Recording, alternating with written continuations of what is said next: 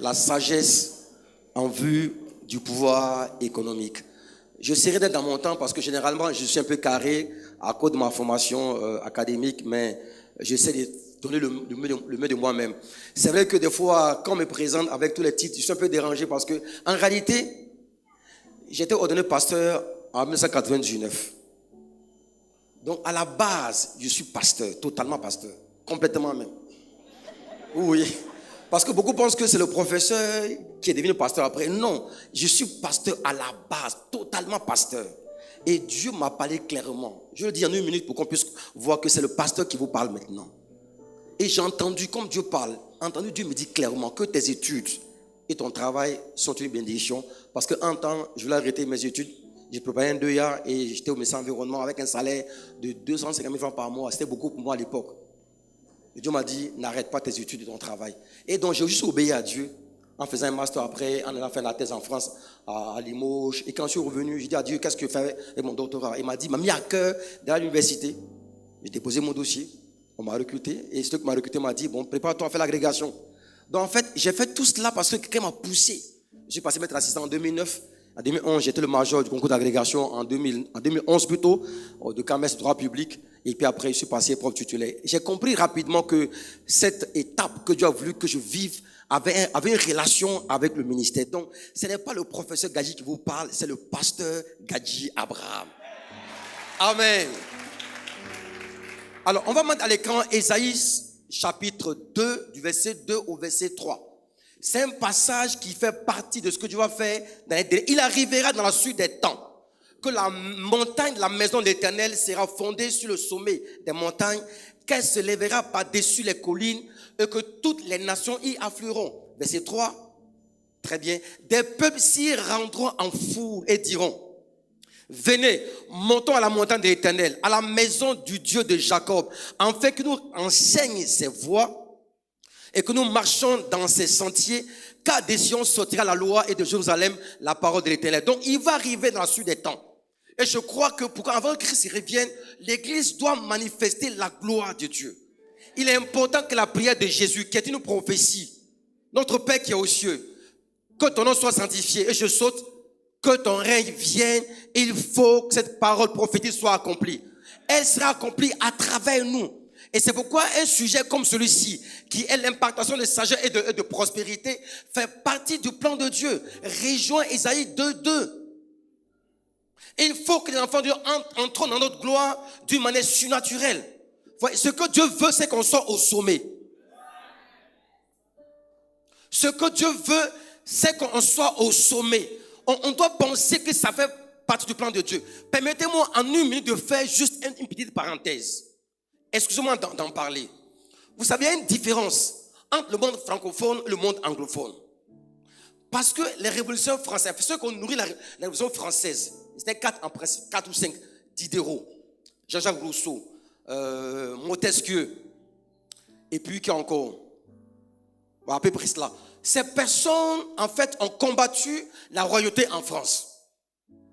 Et comme à l'époque, les rois avaient l'onction du pape, ayant rejeté le roi, ils ont rejeté celui qui donne l'onction au roi, c'est-à-dire le pape.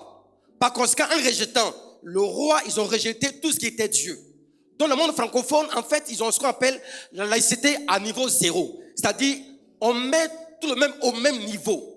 Donc, l'État est à quelle distance? On ne prend pas en compte les valeurs d'ordre spirituel, valeurs d'ordre religieuses. Alors que dans le monde anglo-saxon, on prend en compte la laïcité plus 1. C'est-à-dire, ils prennent en compte leur tradition. C'est pourquoi dans le monde anglophone, anglo-saxon, notamment aux États-Unis, on prête seulement sur la Bible. Pourtant, c'est pas constitutionnel.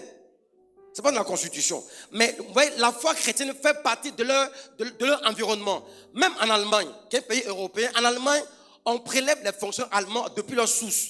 S'ils sont catholiques, on les prélève et l'argent est versé à l'église catholique. S'ils sont protestants luthériens, l'argent est prélevé sur leur salaire et reversé à l'église luthérienne. Parce que l'église joue un rôle clé. En France, c'est le stade 0. Donc, on a eu l'impression, avec nos premiers cadres qui ont été formés en France, que, n'est-ce pas, tout ce qui est Dieu est faussement négatif. Mais je peux le démontrer, là, je prends ma case de professeur. C'est un gros mensonge. Parce que vous savez, Montesquieu, Jean-Jacques Rousseau sont contemporains à John Locke. Qui connaît John Locke ici? Vous n'êtes pas nombreux. John Locke était britannique. Il est le concepteur de ce qu'on appelle le droit de propriété privée, qui est un droit constitutionnel. Il a enseigné, n'est-ce pas, la liberté d'entreprendre. Donc la possibilité pour les hommes d'entreprendre et de devenir riches. La même pensée a été poursuivie dans l'espace protestant. C'est pourquoi, vous voyez, Max Weber. Qui connaît Max Weber? Ok. Il a écrit, par exemple, l'éthique protestante et le capitalisme. Qui a lu ce livre-là? Il y a combien? Vous avez combien à avoir lu?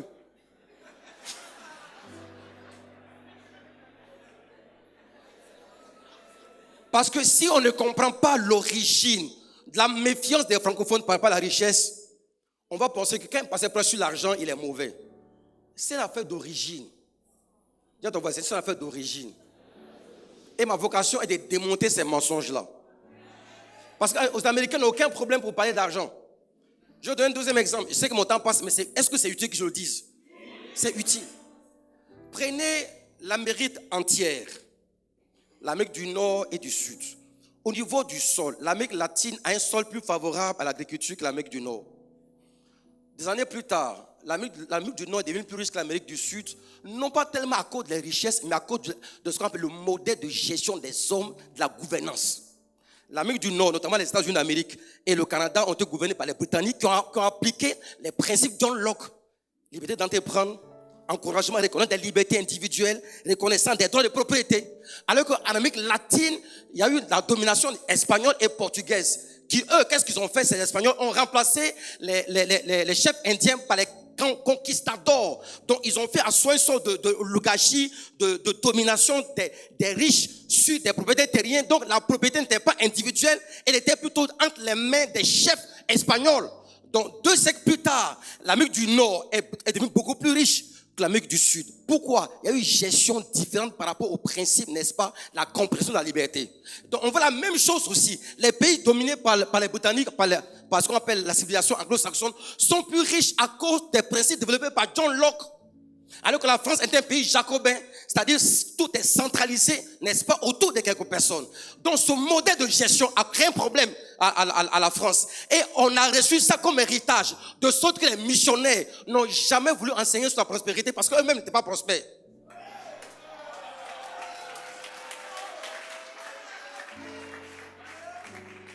C'est pourquoi en France, par exemple, parler de richesse, c'est un gros mot. On ne parle pas de richesse en France. Parce qu'en fait, c'est une société qui est centrée sur le social.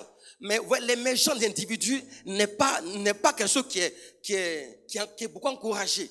On a reçu cet héritage ce soir. Que cet héritage soit brisé au nom de Jésus qui nous arrête.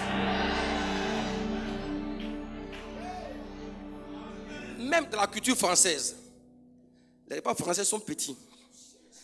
Les repas américains sont costauds. Les voitures françaises sont des petits modèles. Les voitures américaines sont comme la voiture de votre pasteur. C'est expédition forte. C'est immense comme ça. Ça, c'est l'esprit américain, ça. Moi, je suis américain depuis longtemps. On ne doit pas être gêné de parler de l'argent. On ne doit pas être gêné. Vous savez, je suis un intellectuel de très haut niveau. Je fais partie des dinosaures du CAMES. C'est-à-dire ma voix compte. Je suis dans les 2 jurys. Excusez-moi d'en parler. Jury du CAMES, c'est-à-dire agrégation. J'étais président du concours d'agrégation. C'est le sommet. J'enseigne à Paris 2 Panthéons. J'enseigne à 15 universités.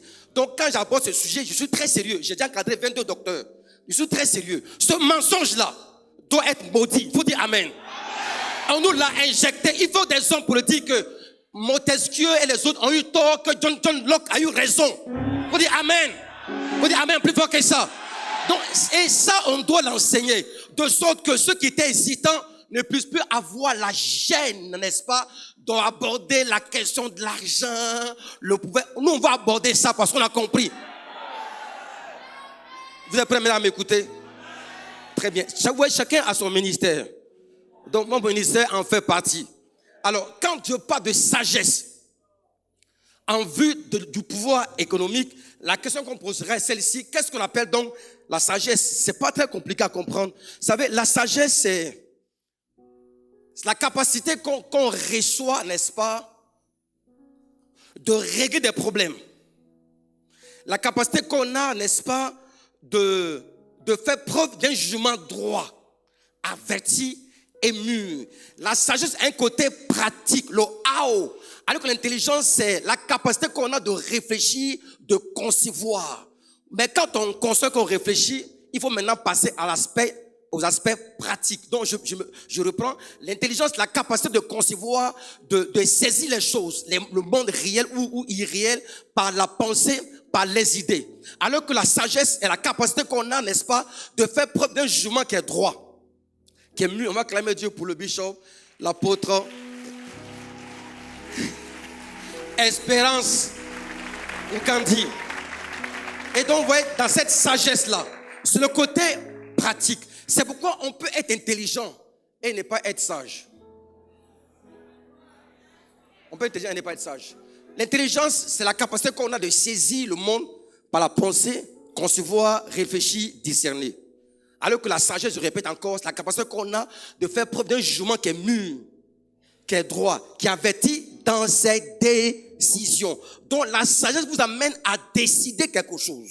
Alors que l'intelligence vous amène à concevoir la chose, mais vous restez au stade de la conception. Alors que la sagesse vous conduit au stade de l'action, de la décision. Dans le monde, par exemple, que nous connaissons, je prends un exemple terre à terre. Par exemple, un chanteur qui est encore vie, qu'on considère comme un homme, comme un génie, c'est R. Kelly. Je ne sais pas si qui connaît R. Kelly. R. Kelly est un génie de la musique. C'est un génie, mais c'est un monsieur pervers. On l'a emprisonné pour à vie même. Un homme met tout la même composition chanson de Michael Jackson. C'est un génie de la musique, un génie. Même en prison, il a fait un son. Un son qui a été partagé, qui a été vu en des millions de fois dans le monde. On dit, mais comment ce génie, il était habillé en tenue orange, des Américains en prison. Même en prison, il continue à être un génie, mais c'est un pervers. Donc, on peut être intelligent et ne pas être sage. Ce que nous faut, c'est la sagesse. On peut prendre avec moi Jérémie chapitre 51, verset 15. Jérémie 51, verset 15. Pour parler de sagesse. Il dit, il a créé la terre par sa sagesse. Il a fondé le monde il a créé la terre par sa puissance. Il a fondé le monde par sa sagesse. Il a étendu le ciel par son intelligence. Le monde est fondé par la sagesse. Et dans Proverbe chapitre 24 plutôt, verset 3, on peut mettre ça assez rapidement. Proverbe chapitre 24. Il dit, c'est par la sagesse qu'une nation se lève. Et par l'intelligence, elle s'affermit. Donc, la sagesse élève une nation. Elle est capitale pour acquérir la richesse. Et après, je vais arriver comment est-ce que ça peut se faire. Et la Bible déclare que Jésus était rempli de sagesse et de grâce. Luc chapitre 2, verset 40. Il était rempli de sagesse et de grâce. Il se fortifiait par la grâce et par la sagesse. Donc, vous voyez que le plan de Dieu est qu'on soit des hommes et des femmes remplis de sagesse. La sagesse, c'est le bon sens. C'est-à-dire, par la sagesse, on a besoin, n'est-ce pas, de passer à des actions. Maintenant, pour que la sagesse puisse avoir un poids et avoir une voix, il faut qu'elle soit accompagnée de la richesse. Parce que la sagesse d'un pauvre est toujours méprisée. Je le passe là. Ecclésiaste chapitre 9. On peut être sage, mais il faut absolument que cette sagesse, n'est-ce pas, soit accompagnée de la richesse. Mets à l'écran pour moi, Ecclésiaste chapitre 9. Ça t'est mis? La sagesse, c'est ça. La sagesse du pauvre est toujours méprisée. Donc, vous voyez, pour que la sagesse soit quelque chose de tout à fait utile pour nous, il faut qu'elle soit accompagnée de la manifestation des pouvoirs. Et je vais arriver à mon thème. Vous voyez, j'ai commencé à parler beaucoup des pouvoirs politiques, pouvoirs économiques, parce que c'est tout à fait nécessaire pour nous chrétiens de comprendre cela. À mon sens, il existe 5 pouvoirs assez rapidement. Vous avez le pouvoir spirituel, qui est le sommet des pouvoirs. On l'a. On chasse des démons, on guérit des malades. Maintenant, vous avez le pouvoir intellectuel. J'en ai parlé tout à l'heure assez rapidement. Selon que vous êtes influencé par les uns, par les autres, vous pouvez être développé ou vous pouvez être sous-développé. À côté, vous avez le pouvoir économique. On appelle ça en Côte d'Ivoire le djé, l'an. C'est le nez de la guerre. On va en parler ce soir. Et puis vous avez le pouvoir politique qui est là de gouverner et de diriger.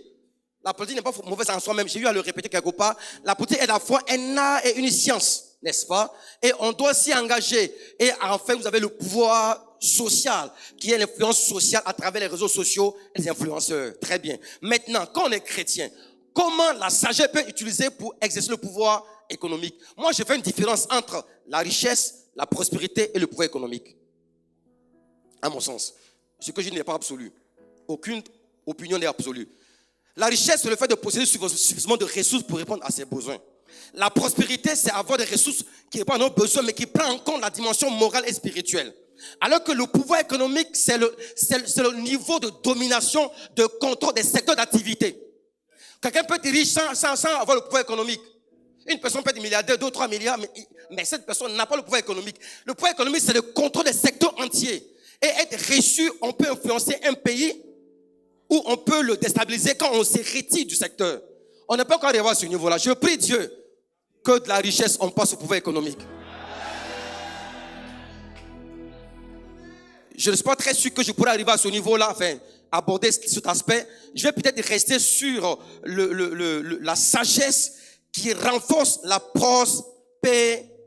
Pourquoi? Mais parce qu'un homme sage a ce qu'on appelle le savoir-faire, le hao. Le savoir-faire, le savoir parler, le savoir-être, il a le discernement. Parce que la sagesse conduit au discernement. Il sait discerner les choses. Mettez à l'écran pour moi, Proverbe chapitre 4, verset 1. Proverbe 4, verset 1 et Proverbe chapitre 4, verset 7 à 8. Écoutez, mes fils, l'instruction d'un père et soyez attentifs pour connaître la sagesse. Verset 7 maintenant. Voici le commencement de la sagesse. À qui est la sagesse? Avec tout ce que tu possèdes, à qui est l'intelligence? Verset 8. Exalte-la et elle t'élèvera.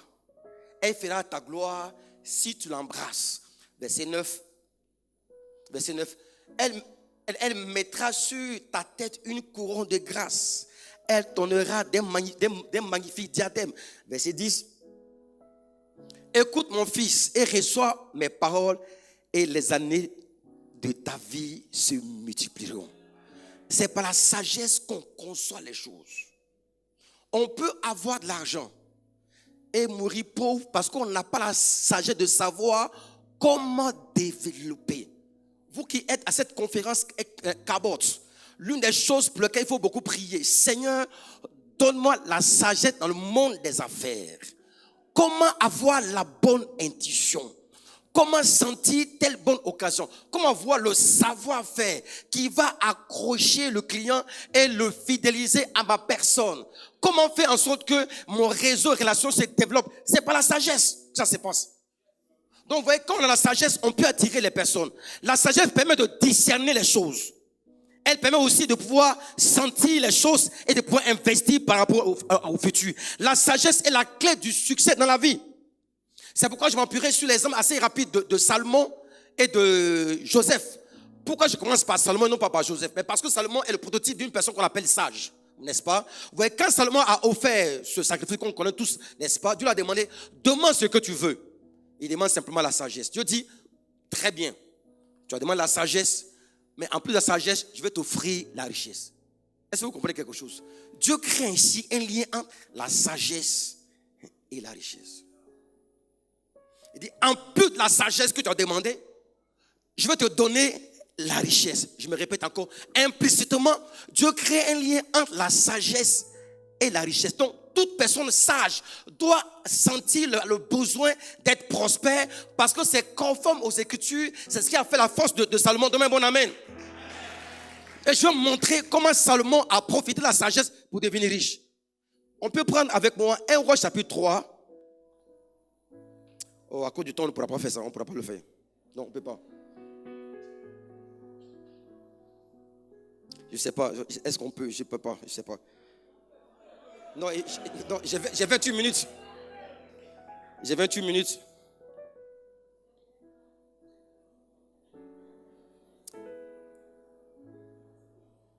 Je vais trouver quelques exemples.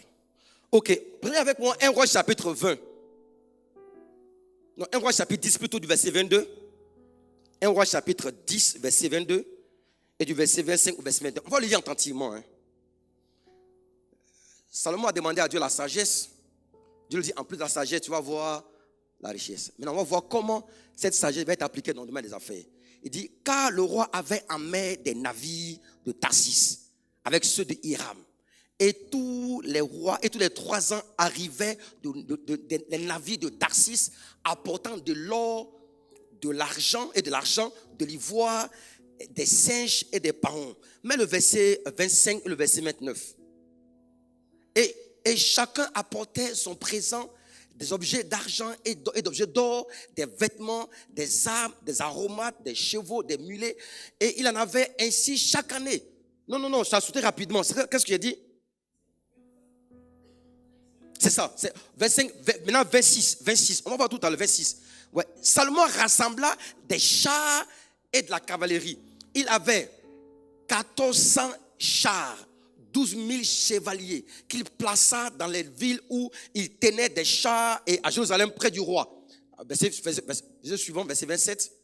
Le roi rendit l'argent aussi commun à Jérusalem que les pierres et les cèdres aussi nombreux que les sycomores qui croissent dans la plaine. Verset 28, c'était de l'Égypte que Salomon tirait les chevaux, une caravane des marchands du roi les allait chercher par troupes à prix fixe. Verset 29, un char montait et sortait d'Égypte pour 600 cycles d'argent et un cheval pour 150 cycles. Il en amenait de même avec eux pour tous les rois, les Hétiens et pour les rois de Syrie. Maintenant, ça a été un peu long, mais comprenez très bien. La sagesse que Dieu a donnée à Salomon lui a permis de faire quoi assez rapidement? Il lui a permis, cette sagesse-là plutôt, de Dieu lui a permis de faire quoi? De développer le sens des affaires dans le commerce. Il a développé le sens des affaires dans le commerce. Il a eu l'expertise pour traiter l'or et les pierres précieuses. Il était un amateur. Il avait des bateaux à sa disposition. Il a commencé à entrer dans le commerce du bois, commerce de l'ivoire, commerce des singes, commerce des biens précieux. Cette sagesse l'a poussé à passer du monde, n'est-ce pas, de la réflexion à quelque chose de concret. Que ce soit, cette sagesse te soit accordée. Donne-moi la main plus fort que ça. Que ce soit, cette sagesse te soit accordée. Afin que dans le commerce, tu puisses émerger. Dans l'or, tu puisses émerger. Dans les pierres précieuses, tu puisses émerger. Dans la construction, tu puisses émerger. Dans le commerce du bois, tu puisses émerger. Dis, Seigneur, je reçois la sagesse. Je reçois la sagesse pour être opérationnel dans le monde des affaires. Dans le nom du Christ de Nazareth. Je la reçois. Ouais, Salomon a développé le commerce maritime, les pierres, les vêtements, même les armes. Il était partout, dans les armes. La sagesse. Dis avec moi la sagesse. Je prie Dieu ce soir que ceux qui écoutent reçoivent cette impactation de sagesse qui te fait entrer dans les domaines qui apparemment t'étaient étrangers. Je vais citer les domaines dans lesquels Salomon était. J'en ai parlé, mais je vais citer le commerce maritime, commerce international des marchandises, le commerce des pierres précieuses, le commerce des vêtements, le commerce des armes, le commerce du bois. Et il a rendu l'argent ordinaire. Donc, il a fait en sorte que sa prospérité réagisse sur l'ensemble de la population. Parce que la prospérité a vocation à faire disparaître la pauvreté. Parce que une assemblée de pauvres donne des pauvres. Un riche parmi les pauvres va devenir pauvre.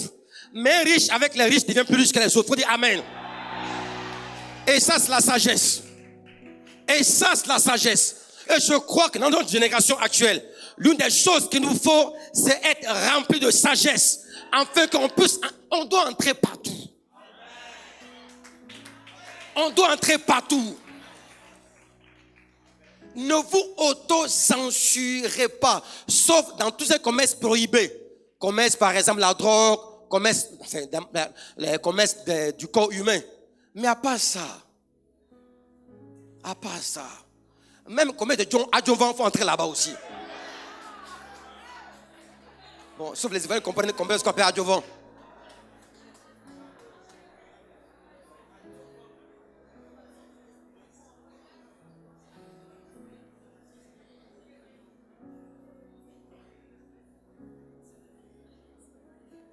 Parce qu'on dit souvent, Salomon est devenu riche.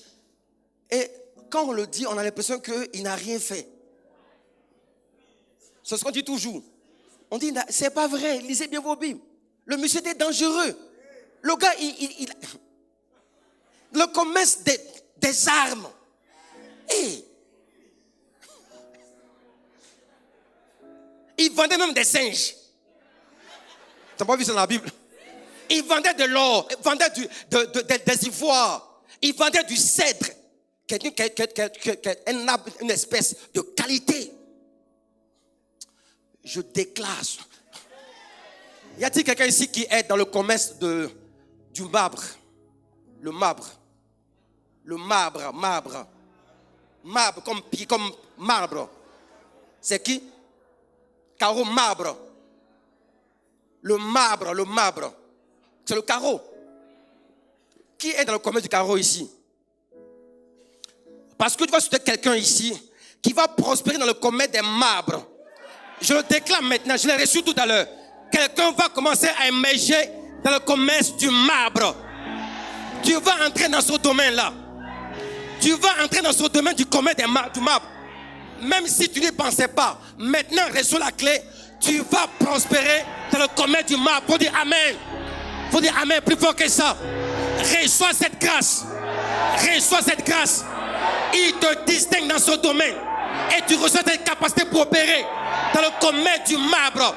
Tu vas être un vendeur de qualité exceptionnelle. Commence à avoir les relations qu'il faut avoir. Je ne sais pas où on va le marbre, si c'est en Turquie, si c'est en Italie. Italie. Tu es dedans. Bon voilà, vous pouvez vous passer dedans. Donc c'est lui. Bon voilà. Mais tu n'as pas est toi le seul. Non. Commencez à le faire. Et je le dis, dans ce domaine-là, Dieu va vous distinguer. J'entends le mot monopole. C'est-à-dire tu vas arriver à un niveau, parce que tout à l'heure j'ai expliqué, il y a une différence entre la richesse, la prospérité et le pouvoir économique. Le pouvoir économique, c'est quand tu as le monopole. Quand tu contrôles des secteurs, dans le commerce des marbres, tu vas avoir le monopole. C'est-à-dire tu vas arriver à un niveau de monopole au point où les autres viennent cherchent à vendre, cherchent à acheter avec toi à cause de la qualité que tu développes. On dit Amen plus fort que ça. Deuxième exemple, je vais vous montrer comment Joseph, sans entrer dans le détail, comment Joseph a opéré avec la sagesse et comment Dieu l'a distingué. Dans Genèse chapitre 41, l'histoire vous la connaissez, Joseph est en prison, il sort de la prison, après du verset 33, Pharaon lui pose des questions et il répond.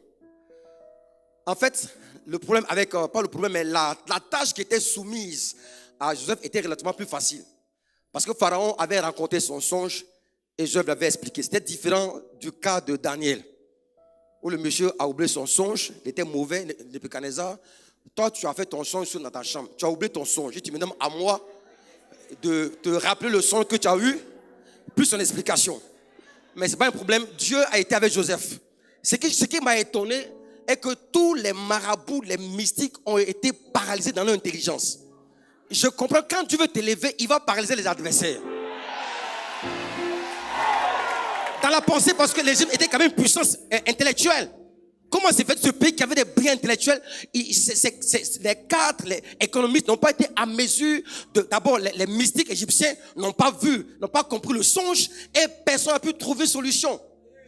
C'est pourquoi j'aimais ce que votre pasteur a dit. Des fois, on parle tellement des sorciers, on parle tellement des démons. Ils existent. Hein. Moi, je viens d'un milieu, qu'on l'a dit, ils sont dangereux. C'est pourquoi chez nous, il y a beaucoup de prophètes. Mais ils ont déjà été vaincus. L'une des choses que je vais vous dire, je ne suis pas en train de négliger l'existence des démons. Si une personne néglige les démons, elle est foutue. Mais je vous dis la vérité, les anges sont plus nombreux que les démons. Premièrement. Deuxièmement, ils sont plus puissants que les démons. Donc, toi, tu crois à quoi? Moi, depuis lors, je ne vois que des anges. Je dis à Dieu, change ma vision. Moi, je vois les anges. Quand je vais au village, je vois les anges. Je ne vois aucun démon sur mon chemin. Moi, je vois des anges. Il faut dire Amen. Les anges, vous savez, s'il y a les démons de pauvreté et les anges de la prospérité. Parce qu'on a chassé les démons de pauvreté. Ils sont toujours présents. Il faut dire à Dieu, maintenant là, envoie-moi les anges de la prospérité. Donc ainsi, Dieu a ouvert les yeux de Joseph. Et il explique à Pharaon, on connaît cette histoire-là. Il explique le songe. Mais vous voyez, Pharaon voulait une seule chose. Il voulait une personne qui était en mesure de lui expliquer le songe. C'est tout ce qu'il demandait. Il ne voulait pas une suite à l'explication. Joseph non seulement donne le sens du songe, mais il donne la clé du songe. Il va au-delà de ce qui est demandé. Pourquoi? Joseph est sage. Quand on a la sagesse, on va toujours au-delà de ce qu'on nous demande. On fait plus parce qu'on veut avoir plus. Joseph dit, il faut que Pharaon trouve un homme sage et intelligent. Est-ce que Pharaon demandait un homme sage et intelligent? Non. Joseph dit, il faut un homme sage et intelligent. En fait, il parle de qui? De lui-même. Il faut savoir t'introduire. Il faut savoir t'introduire. Quand tu es sage, tu sais t'introduire. Il faut te vendre comme étant le meilleur commerçant, le meilleur architecte, le meilleur ingénieur, le meilleur avocat, le meilleur huissier. Tu vends tes qualités. Et tu dis au monsieur, j'ai à moi un esprit supérieur. Première chose, il a dit 5 choses assez rapidement. Qu'on trouve quelqu'un qui est sage et intelligent. Deuxièmement, il propose ce qu'on appelle en droit aujourd'hui la déconcentration. Il dit à Pharaon, il faut nommer des commissaires. On appelle ça en droit administratif la déconcentration. C'est différent de la décentralisation. C'est pas un transfert de pouvoir, c'est une délégation de pouvoir et de signature. Troisièmement, il nous dit, il faut qu'on prélève un 5e, c'est l'épargne à 20%. Des études sérieuses montrent en pratique économique qu'un homme qui est capable d'avoir une épargne de 20% crée des ressources pour avoir des prêts importants. Nos pays africains sont pauvres, c'est pourquoi le taux de bancarisation est très faible. Il est à combien de pourcents? Même pas 10%.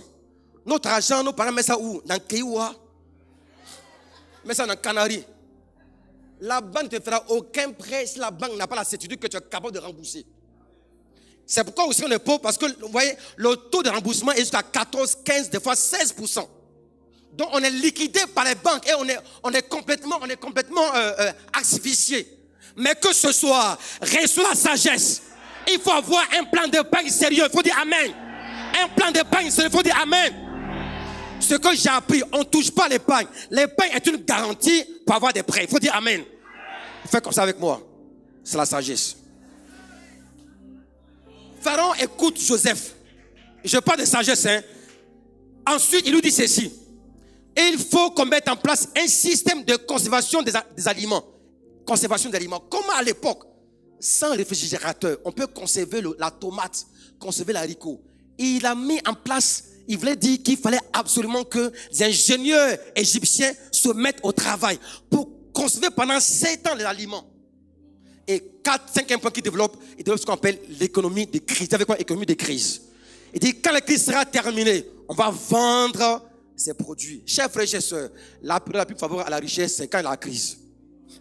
Ce qui prospère le plus, c'est quand il y a la crise. Parce que ce qu'on appelle en droit, ou bien l'économie de crise. Quand les autres fuient, toi tu restes. Ne pas remarquer en Côte d'Ivoire, quand il y a la crise, les Blancs, enfin les Européens sont partis, les Libanais sont restés. Les Libanais sont restés. Ils ont récupéré une bonne partie du marché français. Nous, c'est pas bouger. On est là. Je déclare sur ta vie, même en crise, tu vas prospérer. La sagesse te mène à pouvoir prospérer en période de crise. Ouais, c'est la sagesse qui l'a distingué. C'est pas juste parce que j'entends des gens dire, je vais être en prison, il est sorti du premier ministre. C'est écrit où? Joseph a développé un plan intelligent en 5 points. Est-ce que je ne l'ai pas dit? Parce que souvent on dit aux gens, on va prier pour toi, tu vas t'élever comment? Tu n'es pas sage. Donc, quelle est ta proposition de sortie de crise? Pourquoi tu veux qu'on te nomme à quoi? Tu as quel CV? Joseph avait un bon CV. Un homme qui a géré des prisonniers peut gérer une nation. Il faut dire Amen. Et c'est pourquoi il faut être véridique dans le message. Il ne faut pas tromper les gens avec des onctions bizarres qui font tomber les gens, mais qu'en réalité ne repose sur rien. Joseph était intelligent. Regardez cela. 5 points. On peut reprendre ça. La personne qualifiée. Décentralisation ou déconcentration. Un système économique reposant sur l'épargne à 20%. Ensuite, ce qu'on appelle un système, n'est-ce pas, de conservation alimentaire. Et 5e, économie de crise. Quand on te dit ça, toi, tu n'es pas content.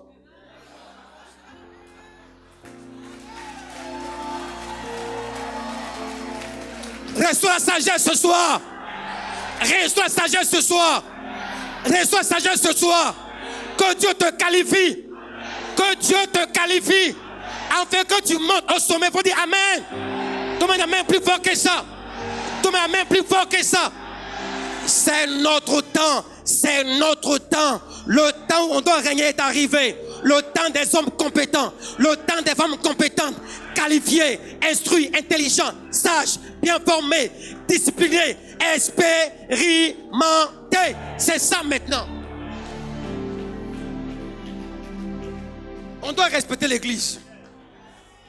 Avec le parler de la langue, c'est vrai. Mais avec des gens qualifiés à un très haut niveau. Ne sois pas complexé par cela. Ni par l'argent, ni par la formation. Aimez ces choses. Pourquoi? Parce que c'est un moyen de pouvoir influencer le monde. Vous voyez, pour clore, il me reste 11 minutes. Vous voyez, lorsque Joseph a dit ça, Pharaon était battu.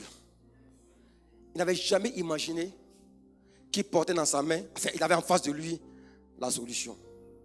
Mais vous voyez, la sagesse a élevé Joseph.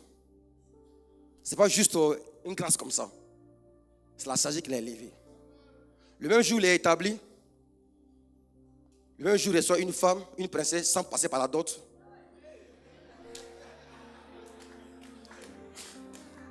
Il n'y a pas eu dot le même jour. Et c'est une princesse. Ça lui a donné une femme à laquelle il n'a jamais réfléchi. Même en rêve, même. À l'époque, il n'y avait pas de télévision, on n'a pas pu voir une femme sur Facebook. Et c'est touche pour voir si c'est en rêve ou si c'est en vrai. Je déclare sur ta vie, ça sera en vrai pour toi. Ça sera un vrai pour toi. Reçois la grâce pour entrer dans le mariage. Reçois cette grâce. Et ce n'est pas tout. La Suite nous dit que Joseph a mis au monde Manassé et Ephraïm. Manassé signifie oubli. Et Ephraïm signifie fertilité. Ouais, dans la prophétique de Jacob, c'est bizarre. Jacob a posé d'abord la main sur Ephraïm qui était le dernier. Et ensuite posé l'autre main sur Manassé. Et Joseph était dérangé. Jacob était prophète. Par le fait qu'il posait sa main droite sur Ephraïm et sa main gauche sur Manassé, qui était donc le premier, il est en train de dire à Joseph, Manassé signifie oublie. Oublie ton passé. Et maintenant, il dit à Joseph, par Ephraïm, maintenant sois fécond et sois fertile. Je déclare sur ta vie, parce que Dieu te lève, tu deviens fécond et fertile. Tu deviens fécond et fertile. La grâce te promeut. C'est vrai. La sagesse va t'établir dans ta sphère de règne. Je déclare ces paroles. Reçois la sagesse. Reçois l'intelligence. Reçois la sagesse pratique dans ce que tu vas entreprendre. Groupe musical, je vais avoir un temps juste d'adoration. On peut m'arrêter là. Baba oh, oh, oh, Baba oh.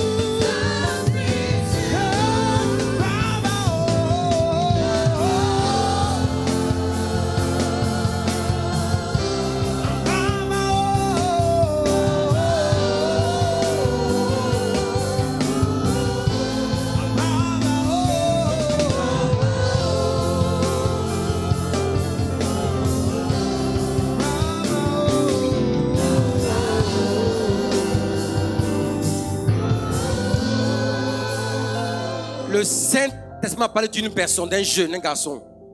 Pas un garçon, mais un jeune. Tu n'es pas très grand, tu as pas ma taille, tu as pas mon teint. Tu es intelligent et sage, mais tu n'as pas du tout les ressources financières. Je rappelle, tu es un garçon, tu n'es pas très grand, tu n'es pas beaucoup taille aussi, tu as pas mon teint, tu es un peu petit. Tu es sage et intelligent, mais tu n'as pas les ressources financières. Dieu, à partir de cette onction, de ce séminaire, de cette conférence, va t'introduire dans un règne financier qui va dépasser ton intelligence. C'est quoi s'est passé? La sagesse que tu as, les compétences qui ont été oubliées vont être reconnues. Je ne sais pas de qui il s'agit. Je ne sais pas de qui il s'agit. C'est à peu près une taille moyenne. Autour des mètres 70 par là. Tu n'es pas très gros, tu es un peu mince et tu es un peu noir. Tu as des compétences, des qualités qui ne sont pas encore reconnues, mais tu viens d'une famille pauvre. Je vais prier pour toi. Maintenant même. C'est toi qui s'agit.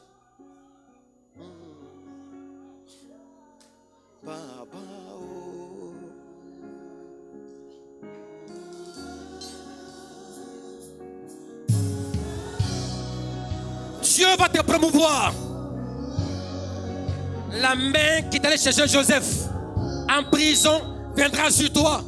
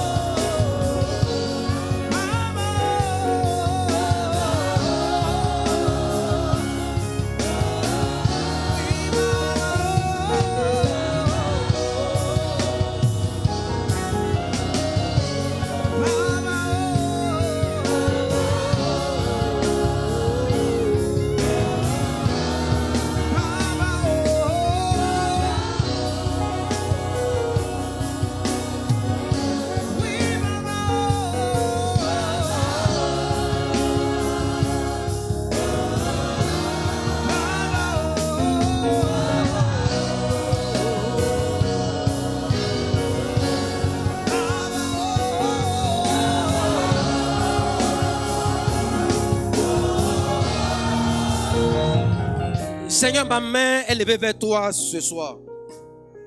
Je fais ce que tu m'as montré tout à l'heure avant de venir. Tu m'as parlé de ce jeune qui a des compétences et des qualités, mais qui vient d'une famille pauvre et qui n'a pas encore été promu. Ils sont nombreux, je ne sais pas de qui il s'agit exactement.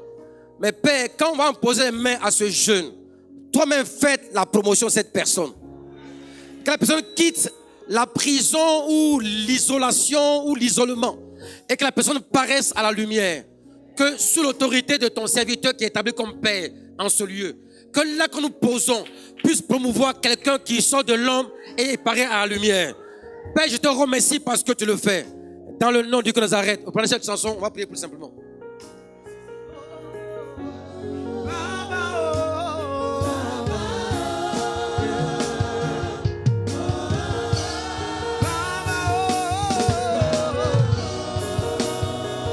Écoutez, restez à vos places. Reçois cette grâce. Sois distingué. Sois distingué. Sois distingué.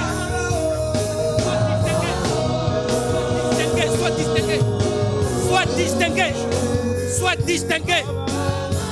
Sois distingué. Sois distingué. Sois distingué.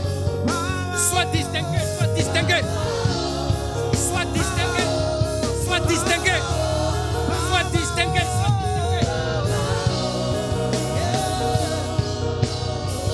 Père, sois distingué. Au nom de Nazareth. Sois distingué, sois distingué.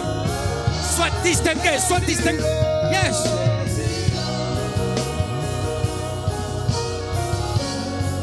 Père, tu le distingues.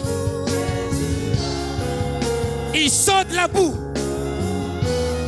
Il sort de la boue. Il sort de la boue de la misère. Il apparaît à la lumière par l'onction. Père, merci parce que tu le fais. Dans le nom du Nazareth.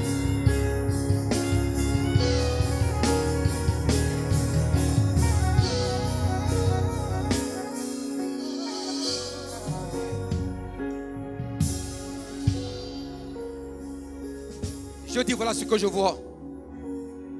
C'est comme si c'était dans les fosses septiques. Dans les fosses septiques. Mais ce soir, tu sors des fosses septiques. Tu sors des fosses septiques. Père, que sa lumière brille plus que jamais. Il sort des fosses septiques.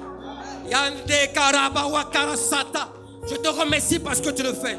Qu'il soit promu, redresse-toi maintenant. Lève-toi maintenant. En te levant, que tu te lèves dans ta destinée. Tu te lèves dans ta destinée. Et que la valeur que tu as soit reconnue.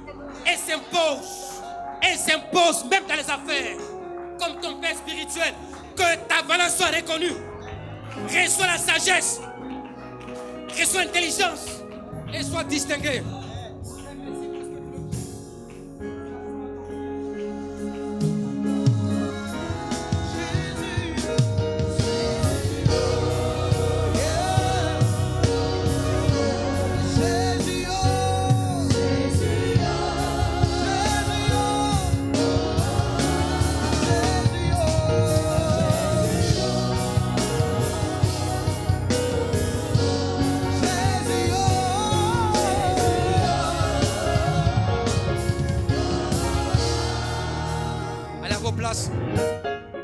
Allez à vos places. Vous passez me donner juste 2 minutes.